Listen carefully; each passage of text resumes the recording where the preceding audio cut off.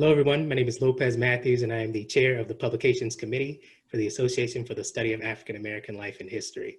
And today I'm here with Dr. Betty Gardner, Professor Emeritus at Coppin State University, and Felicia Bell, Senior Advisor to the Director of the National Museum of American History. And today we're here to talk about the National Slave Labor Task Force that was chaired by John Lewis and J.C. Watts in 2007, which they both served on. And so to begin today, I'm going to read both of you a quote from John Lewis from his time on the committee and in his testimony. And in it, he says, "We look back today, not to open old wounds, but to ensure that we tell the story, the complete story, the whole story of those slaves so their toils are never forgotten. Slavery is a part of our nation's history of which we are not proud. However, we should not run away or hide from it. The history of the Capitol, like the history of our nation, should be complete."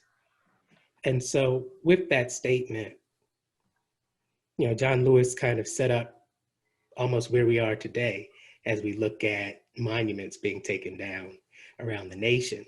And so as you hear this quote and you think back to your time on that slave labor task force that looked at the slaves who built the Capitol, what does that bring to mind as you hear that quote? And either of you can start. Well, I'll just start and first of all say thank you for inviting me to be a part of this show and this series with my esteemed colleague, Dr. Betty Gardner. It's an honor to be a part of this with her. Thank you also for invoking the words of Congressman John Lewis and setting the tone for our conversation. His words are always inspiring. And so, I remember serving and on this task force, it allowed I was a graduate student at the time at Howard University here in Washington, D.C. And it allowed for me to use my dissertation topic, which was about the enslaved labor that was used to build the U.S. Capitol building, to help in his effort to identify who built the Capitol and to recognize those individuals. And so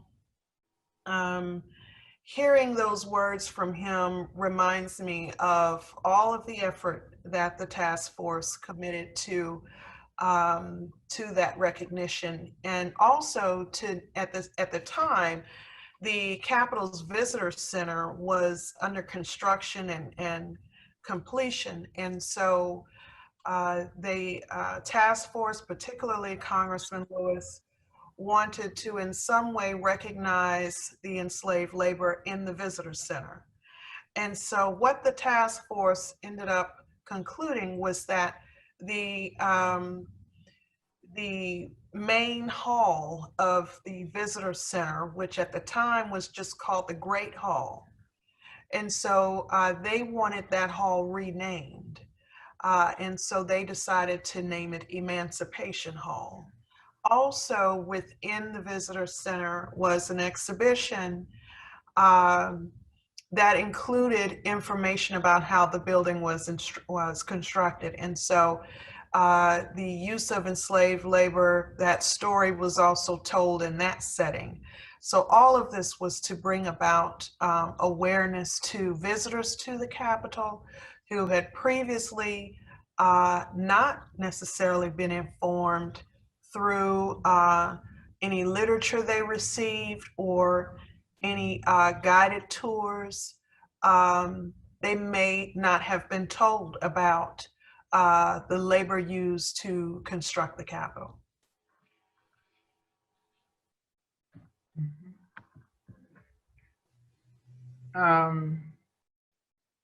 So I guess I will use that as a segue to your question as well, Dr. Matthews.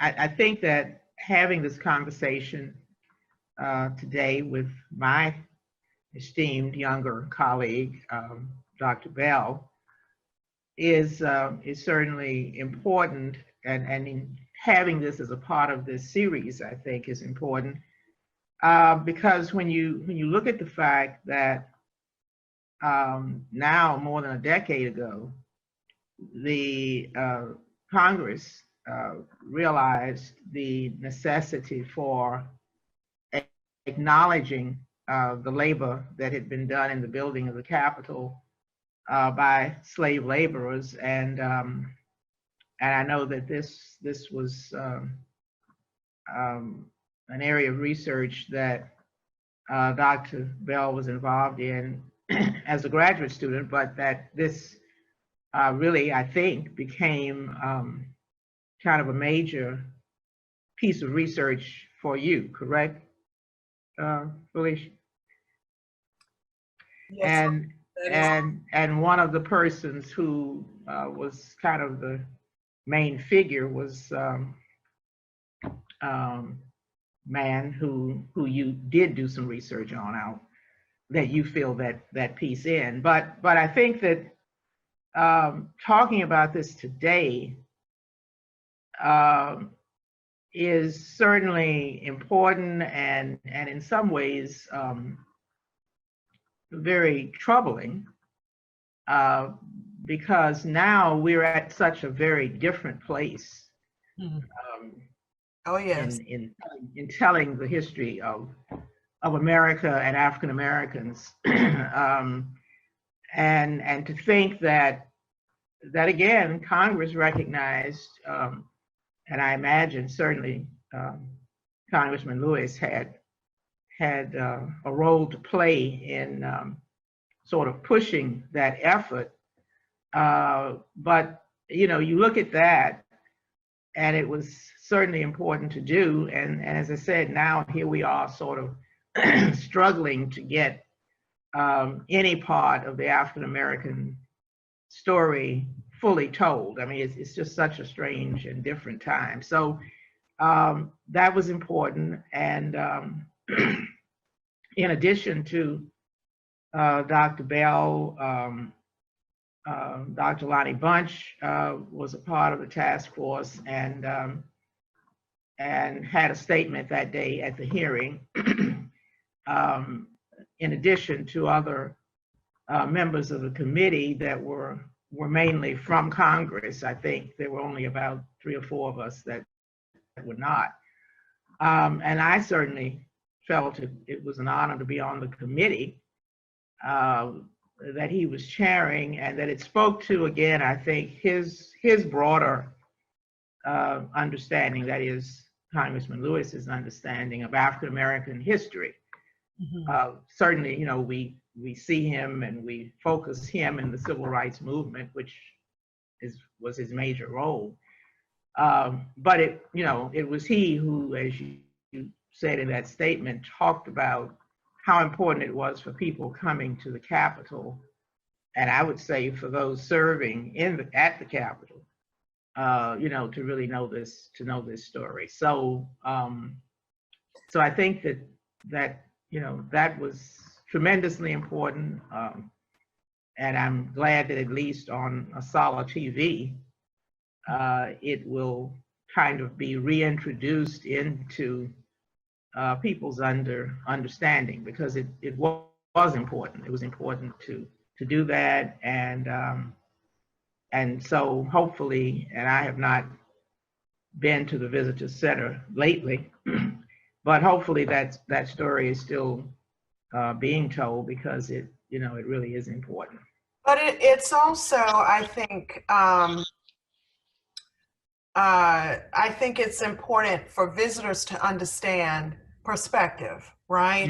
Mm-hmm. Important for visitors to understand that you don't just end up with members of Congress walking around the Capitol today and they came from out of the sky. Mm-hmm. So they need to understand the length and breadth of the Black experience at the Capitol, that it began with enslaved labor, okay?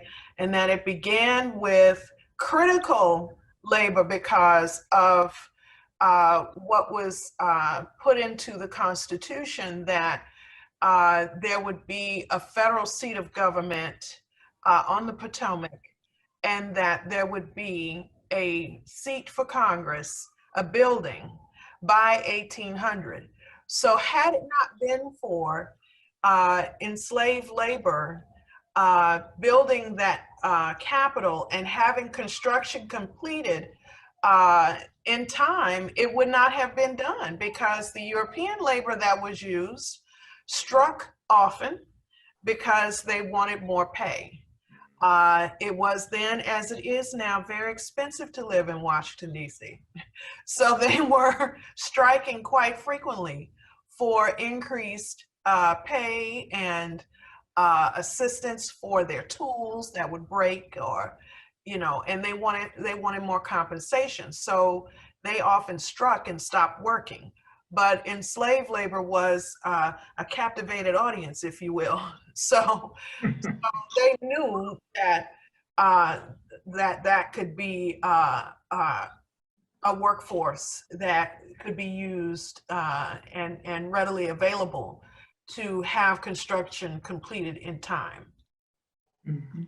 So with that being said, Felicia, I want to ask you how Philip Reed sort of fit into your research and the work that you did on slave labor in the Capitol.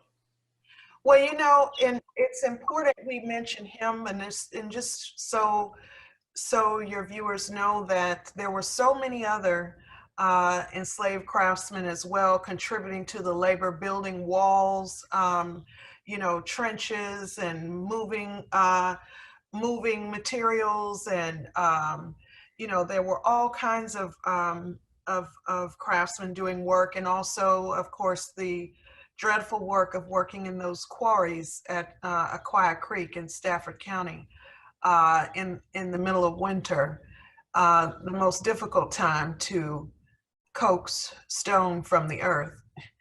But Philip Reed was instrumental in what we see now as in the Statue of Freedom atop the Capitol Dome. And so he worked with his owner, Clark Mills, who was a sculptor and had a foundry in Bladensburg, Maryland.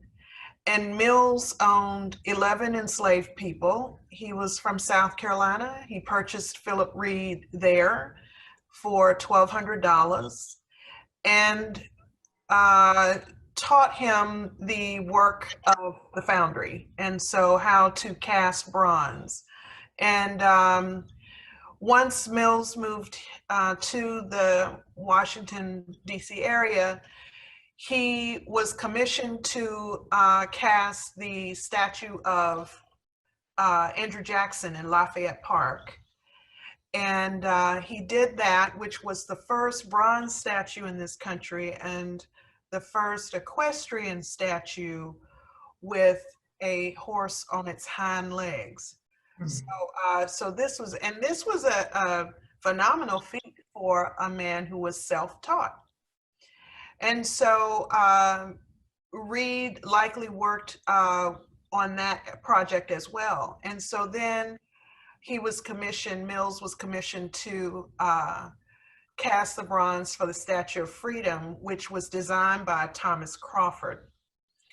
So when the statue arrived in DC, because it came from Rome, where it was sculpted, and then it arrived in 6 parts, in 6 crates. And so there was an Italian worker who was there at the dock at the time, and he knew how to move it and to put it together so that the pieces would all connect properly, but he wanted more compensation for that.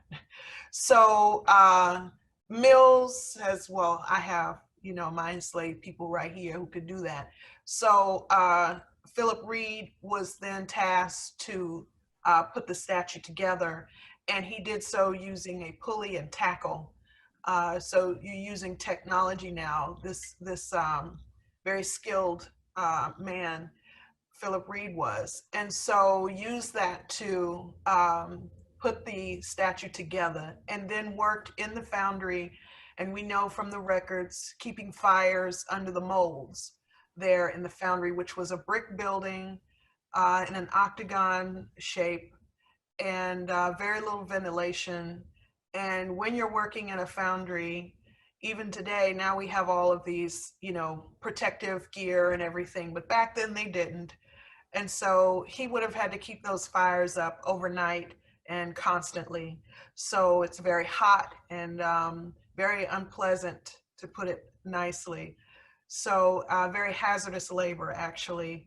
So he did that, and Reed was actually paid $1.25 a day. Now, that is because he worked on Sundays. So enslaved laborers who worked on Sundays were actually paid.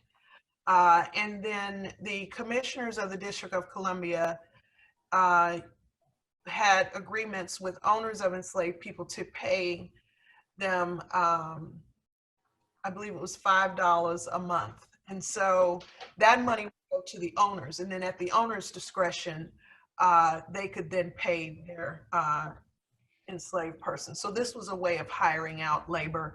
And so, but Philip Reed was instrumental in his work, and he was paid a sum total of $41.25. We don't know if he was there the day the statue was raised atop the Capitol dome, because by then President Abraham Lincoln had issued the DC Emancipation Act, and Reed would have been freed by that. So, but very instrumental in what we know is now one of the most recognizable buildings in the world. Mm-hmm. So with that being said, did you want to say something, Dr.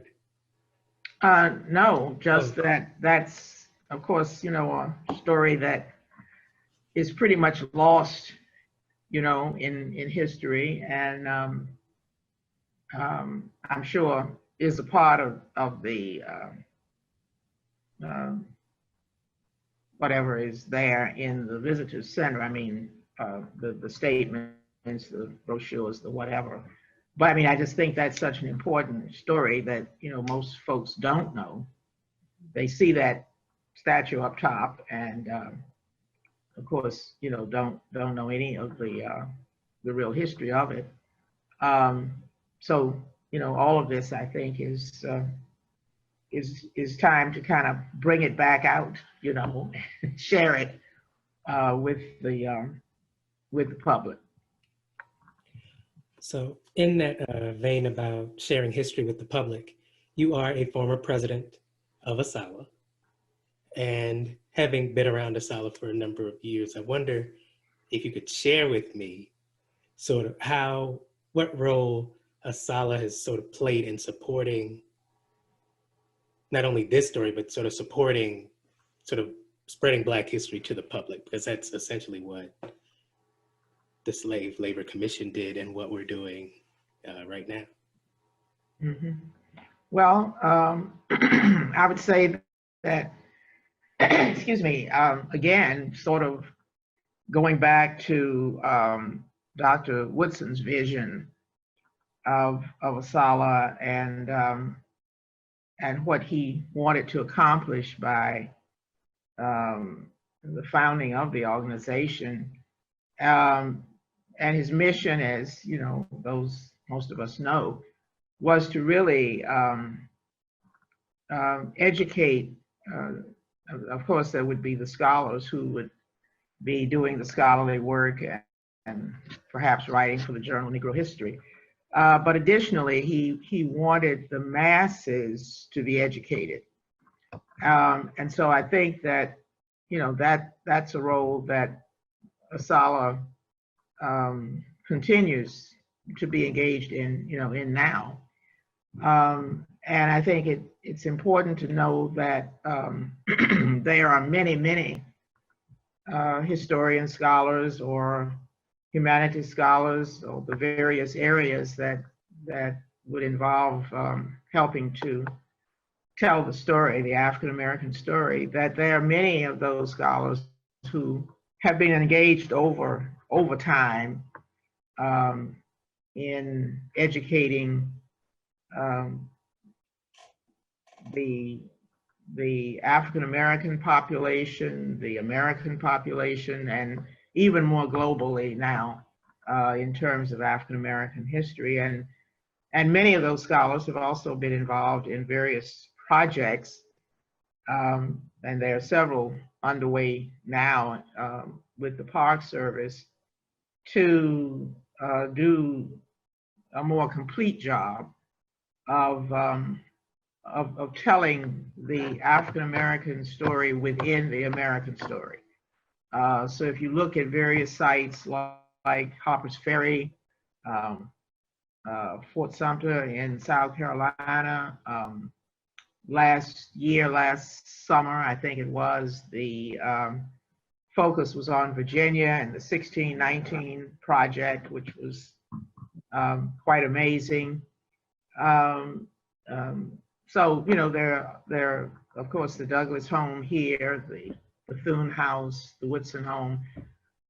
So you have a lot of, now you have much more work being done, I think, to kind of bring, you know, all of those stories together and to tell them in a way that people will, you know, will not be as unaware, perhaps, as they have been in the past. So with that being said, one of the things I did want to ask you, Felicia, before I sort of brought it to today, was how did the work of the task force and outside groups sort of support your work in highlighting the role that enslaved people played in building the Capitol? Well, you know, I think just by providing that opportunity for my testimony before Congress to bring about awareness of this and to contribute toward recognition in the Capitol. And I think it was also serving in that way helped to obviously put it on the congressional record, which I think is important. And, you know, I feel like it was certainly a unique learning experience, obviously, and just a thrill to be a part of that, of such a bright group of scholars. And just, you know, when I first got to Washington, and at the time I was working at the U.S. Capitol Historical Society, I was Director of Education and Programs there, and there was no mention of this, you know, in anything that visitors experienced. And so it was really important that through the leadership of Congressman Lewis and Congressman Watts, that this task force pursued this topic and was persistent and wanted to make sure that this was a part of the learning experience for the visitors. And so, and to be inclusive in how we tell the history of this important building and those who work and serve in it. So, to me, the task force and being a part of that experience, I think, allowed for all of that to happen. And it was more than just a learning experience for me and a congressional testimony at a hearing. It was I think, made an impact in the visitor experience. Mm-hmm. Wonderful. And, you know, that's so great to hear. It's so wonderful to see, you know, history, especially African-American history, being brought to the forefront. I think that, you know, so often we don't know the contributions that African-Americans have made to this country. And so I thank you for your work, and thank you for your work too, Dr. Gardner. And speaking of knowing our history, I want to bring it up to today because this summer has brought quite the reckoning in terms of racism and America's history, particularly around Civil War Confederate Civil War statues that exist around this country. And so thinking back on your sort of work at the U.S. Capitol Historical Society and your career, Dr. Gardner, how does that, thinking about that, what do you think about this sort of push to remove these Confederate statues? Because they are sort of memorials to a time that most Americans would particularly want to ignore. Mhm.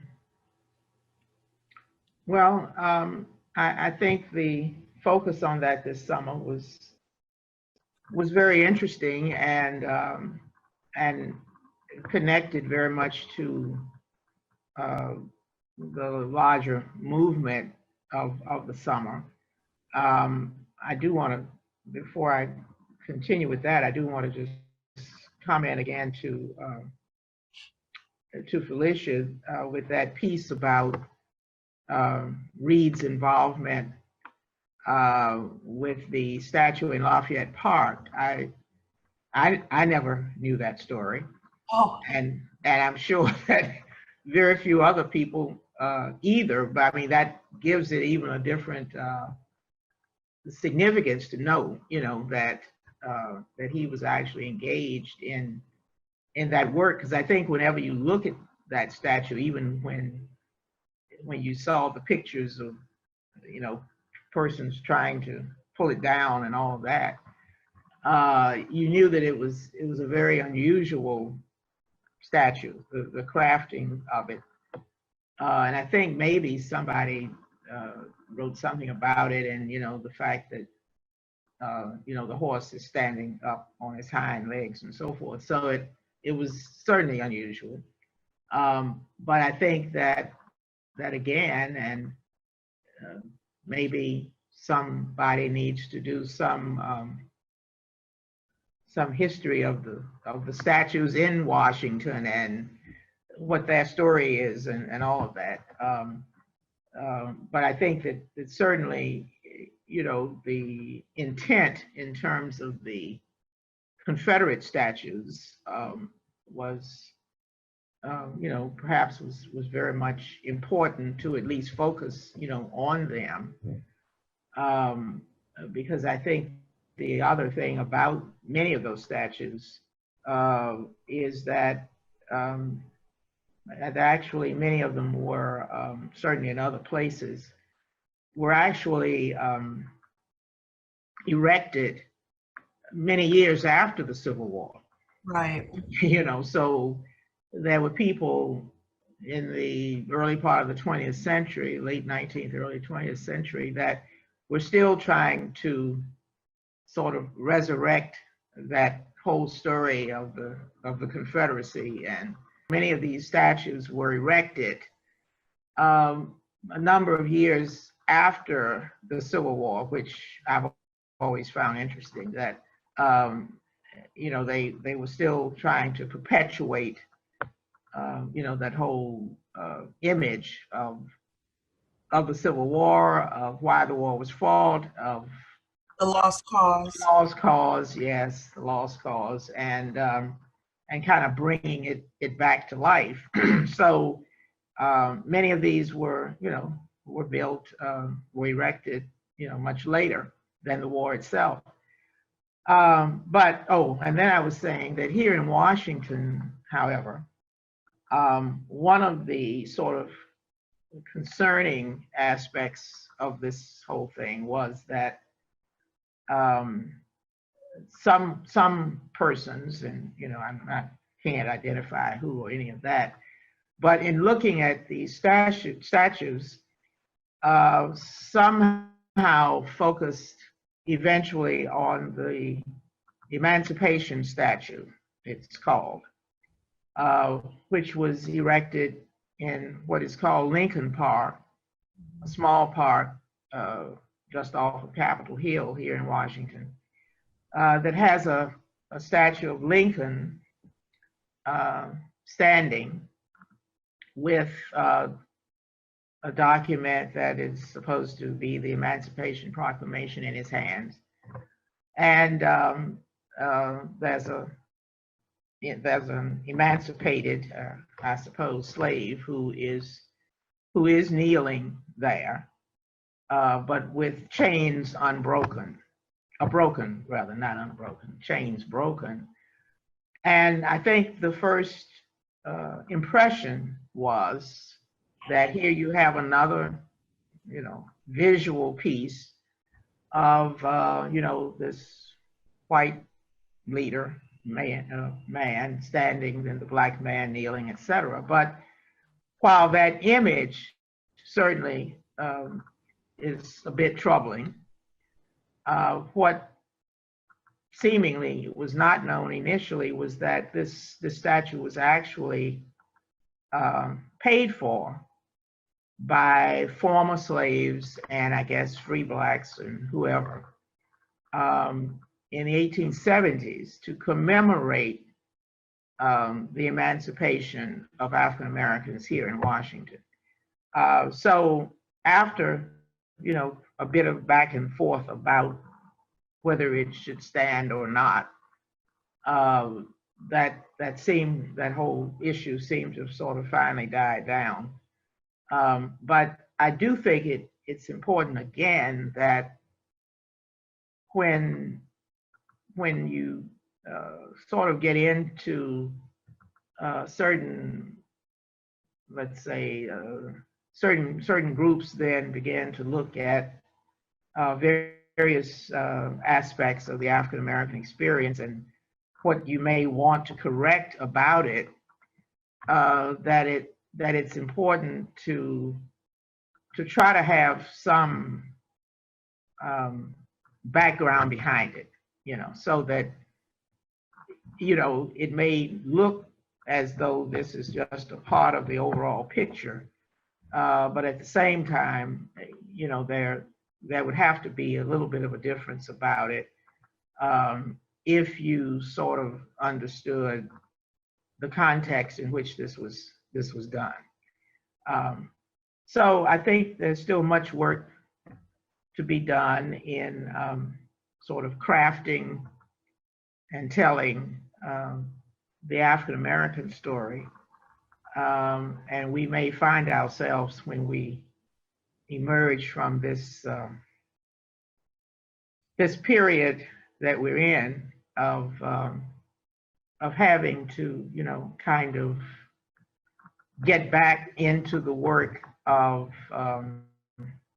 really teaching African American history. And I know you can't cover everything, and you can't tell the story of everything, but I do think that some of this has been sort of lost along the way, and from what I can tell, there's still large numbers of kids who come out of public schools without knowing, very, very much history, period, and certainly not, the story of not only African Americans but other even immigrant groups that have come to this country and have brought certain things that change the whole perspective. So that's kind of my thought about that's a long way from the statues, but I'll let Felicia bring it back to the point. I think you did a good job explaining.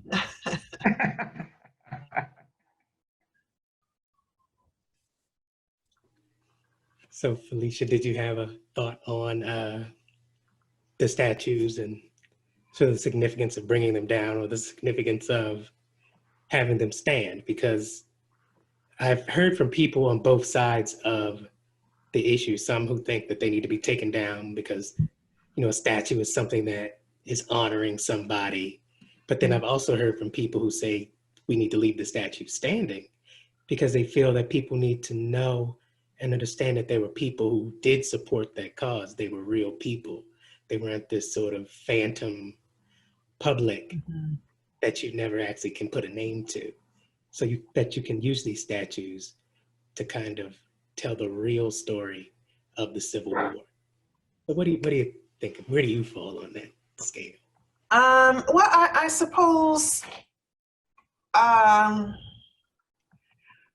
suppose monuments can be used to, tell the story of the very diligent white women who, acting on behalf of the Daughters of the Confederacy, agents, using their agency to procure funds, from white Southerners to erect these statues. I suppose you could tell that story. And how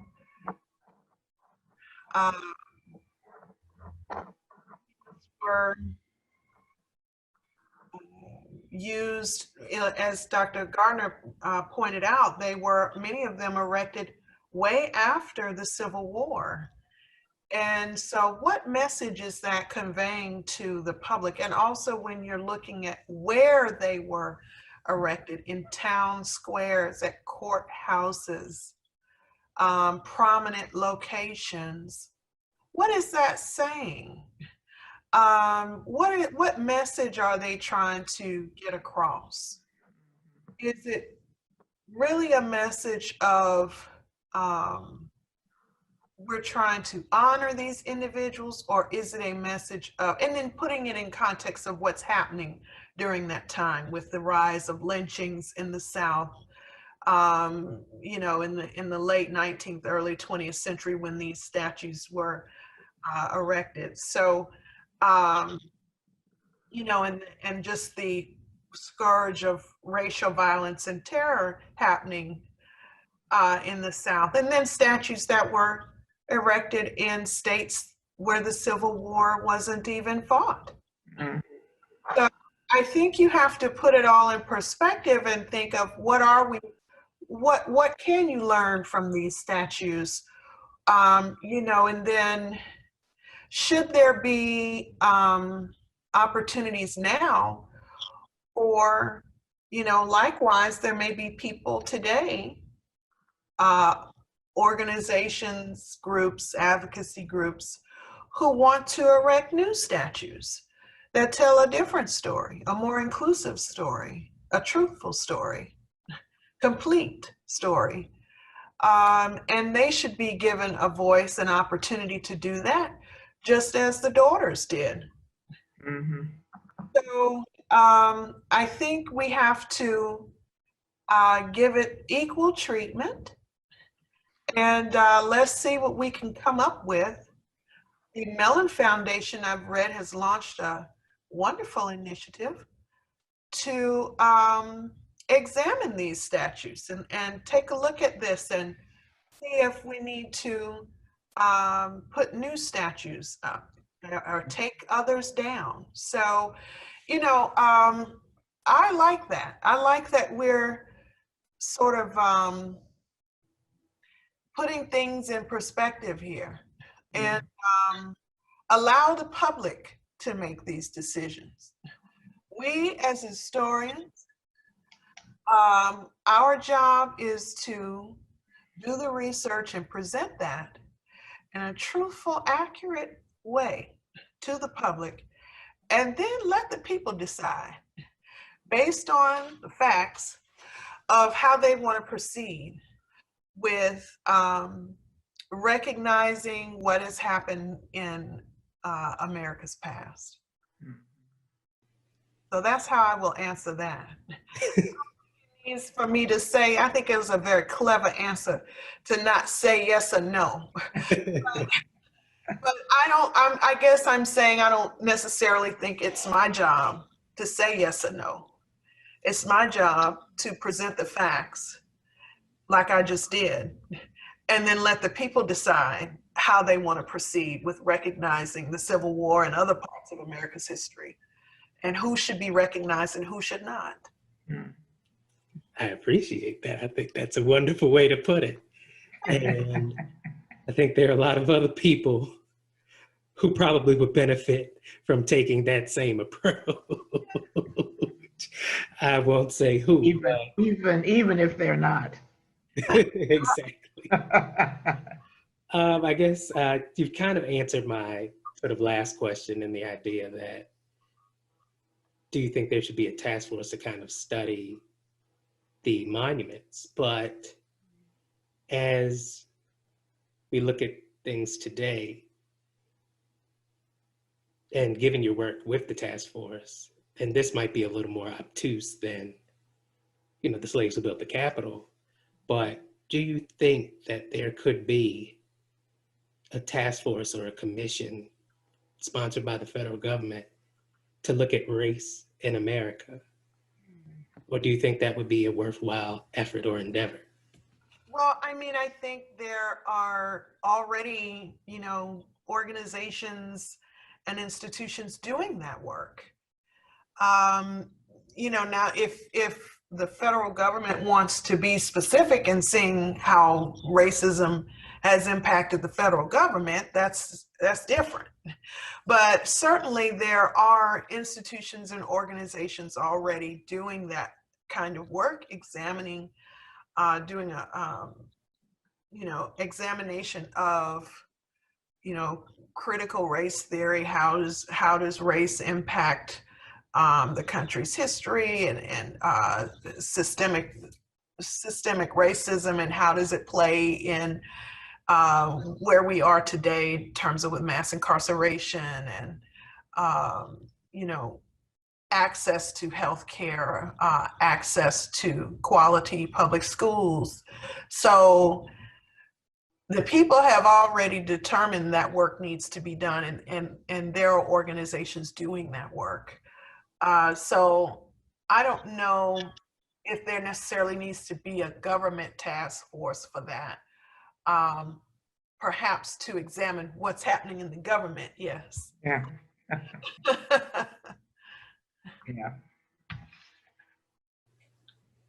Yeah. I'd like to just add one other thing to that, and not certainly so much a task force as and I don't know again if it's something that the federal government would be doing, and I guess whenever we emerge from where we are now, that there's going to be a need to look at at all of this in a different way. And I think perhaps we were sort of headed in that direction prior to now, and now we much of that has been changed, distorted, misrepresented, etc. And actually, there is underway now an effort to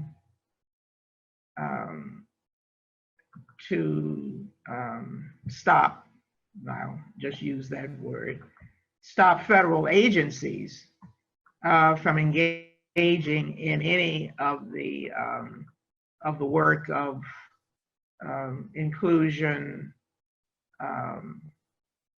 developing programs that are supposed to make things a bit more equitable, not only in terms of those people doing the work, but what comes out of the work that they're doing, so that actually agencies are, or had been at least, supposedly bringing more diversity to the workforce, and therefore to what comes out of that work. So I think we'll have a whole new agenda to put in place, and so it'll be interesting to see how we can kind of put things back somewhat on track. And yeah, I agree with you, Dr. Gardner, and just to piggyback on that is we have to see what comes out of the work and where we end up when we get through this. But also, as I said, the people need to decide. I just told y'all hundreds of enslaved people built the Capitol. Mm-hmm. Okay. So we know that. Right. So then what is going to come out of that? And what we haven't discussed in this conversation is reparations. Mm-hmm. And so, you know, we're talking about statues and, you know, that's fine, and how people choose to recognize, but going back to what I said is how the people choose to engage this research that has been done. So, as I said, our jobs is to do the research and present that, which is what we have done. So now the people need to use that to determine, how do you recognize the labor that was used to build not only the Capitol, but this country, Mm-hmm. right? The use of enslaved labor in public works and construction in early America to build infrastructure, roads, public buildings, universities. Mm-hmm. So let's start from there and go, and then you get to where we are today with people talking about statues. So how are we going to use this information that the historians have found and researched and disseminated? How are we going to use that to then argue for reparations, for compensation, for our contributions? So I think that is what we need, what the people need to determine. Mm-hmm. With this discussion and others that are taking place. You know, is where do we, when we get out of this, when we get through all of this, and after everything, the dust is settled, then what? Mm-hmm. Yeah, and that reparations discussion has been going on for a very long time. Yes. You know, and you know, there's no there's no closure as such. You know, on that. I mean, do you want to do X? Do you want to do Y? You know, whatever. And in the meantime, you know, time moves on, and you're still at the discussion stage. You know, well, you know, this has been projected, or Right. this. I think even now there's maybe another bill that was introduced. It has to do with reparations. Some sort of independent organizations are, you know, are sort of looking at reparations and, you know, what they'll do. I mean, even when they get money, raise money or whatever. So, you know, that there is still, you know, quite a lot, you know, to do. And hopefully the various groups, the various organizations can come together and pull the research together and you know, see kind of what direction we can move in. And I think we've got a role now for a whole new generation of persons, researchers, scholars, etc., to you know, to engage in. But certainly there is still much to do. Oh yes. We're not yet. We have not yet quite put the finishing touches on any of this, and so, you know, it will be interesting to see kind of what does emerge from this period that we've been in. You know, I think it's great that you point that out, Felicia, and you reminded me again of that point. Thank you again, because I wanted to quote you, Dr. Gardner, from your testimony at the Slave Labor Task Force hearings. And you said, we shine the light of historical truth on the institution of slavery and the racism that justified it. And so I think that, that really speaks to what you said, Felicia, and that, our job as historians is to tell the truth of history and give it to the public. And it is up to the public to decide how they will interpret it and what they will, well, not how they will interpret it, but what they will do with that information. Right. And they can choose to make change, or they can choose to ignore it. And the hope is that they make change, but you can't force it. And so I think that that is a good point. And I just wanted to thank you all for this conversation, because it has been very enlightening and informative. And I hope that those people who view it sort of take this information and do something with it, like you said. So thank you both for joining me today. Thank you. Thank you. Yes, thank you. Good to see you, Dr. Felicia. Oh, thank you.